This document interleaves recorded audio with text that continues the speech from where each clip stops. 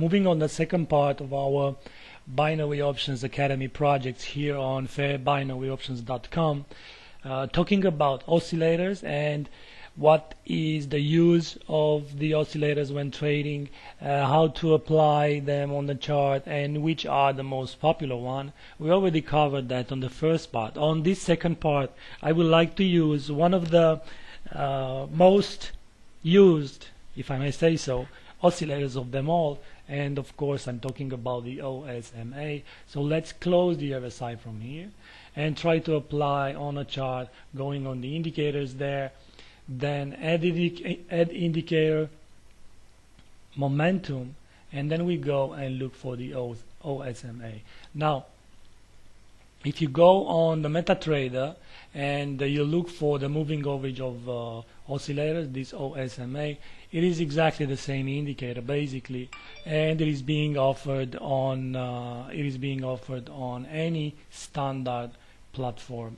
It comes with the 12, 26, and 9 periods, and if you click OK, it looks like this. On the MetaTrader, it comes with the colors being with here the colors being white, but actually you can edit it in any way you want. You can make it, now it is blue by default setting. You may make it black, for example, or you may make it red or whatever, pink. What color suits your let's say suits you best, that is the one that should be used based on each trader's preferences. Now the standard interpretation of the OSMA, which remember it is a moving average of all the oscillators, is that everything that is above the zero line here, this is the zero line, everything that is above the zero line should be considered bullish, and everything that is below the zero line should be considered bearish. In a bullish environment, we should go and buy call options. In a bearish environment, we should go and buy put options. There are two things that traders are looking when trading binary options or when trying to analyze the market using the OSMA. First of all, they are looking at divergences. What does it mean, a divergence? A divergence is when price is making a new high but is not confirmed by the oscillator, or when price is making a new low but is not confirmed by the oscillator. There is a divergence. For example, on this move or on this euro US dollar, when the market goes here to the upside, take a look here. The market goes and makes a new high, so this is the new high when compared with the previous one, and then the oscillator here,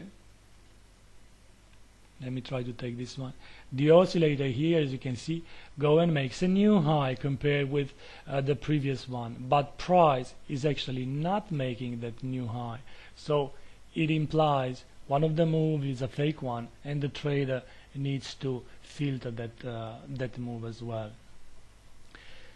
The moving average of oscillators should be used not in the divergence way, as this is a divergence, and normally,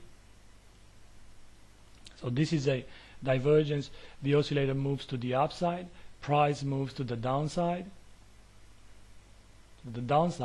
and this should be interpreted as a signal to sell or to buy put options as well.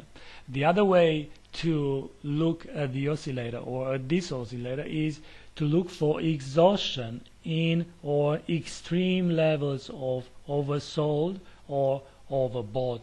That can be translated, so for example, to buy put options when market goes around this level, and then by the time the zero line comes, to exit the trade if you are trading the regular spot market, or to not to trade the binary option anymore. And then when a move to the downside comes like this, and then to try to buy call options on that area. How to do that? Well, first of all, it comes with the ranges. You look at the oscillator, and this one goes, you look at extremes values based on historical performance of price, and you see that from time to time price goes to the downside towards I don't know, let me see here, 0.0013, and to the upside we have 0.0018. So let's say 0.001 on the positive and the negative territory would be a nice place to find overbought or oversold areas. Now let's try to make it a bit bigger. Make this one red, for example, as we would like to sell or to buy put options on it, and move it on the 0.01 we said, like this, and the same line or the same value, but this time on the negative side, should be used. Let's make it a bit bigger. Let's make it green now, because we would like to buy call options here every time the market goes into that area. And as you can see, we have our chances. Market comes into extreme territory there, indicates an overbought situation. I would like to go and buy put options. So by the time that you have this candle here and buying put options there for 1, 2, 3, 4, 5 candles, the price goes only to the downside. Now 5 candles on the 4-hour chart means 20 hours. So you can even trade end of day expiration date at the moment that the market reaches the oversold or the overbought. At the moment that the market reaches here, not here with this candle, but with this candle here, reaches the oversold, then I would like to buy call options, and you may choose any expiration date as you want. And then the market goes here and here and here, and actually it does not reach the overbought or oversold extremes, we're doing nothing. But when the market comes here with the first candle here, we go and buy put options. So basically you're buying put options here based on what the oscillator shows, and you're buying put options as well, meaning here.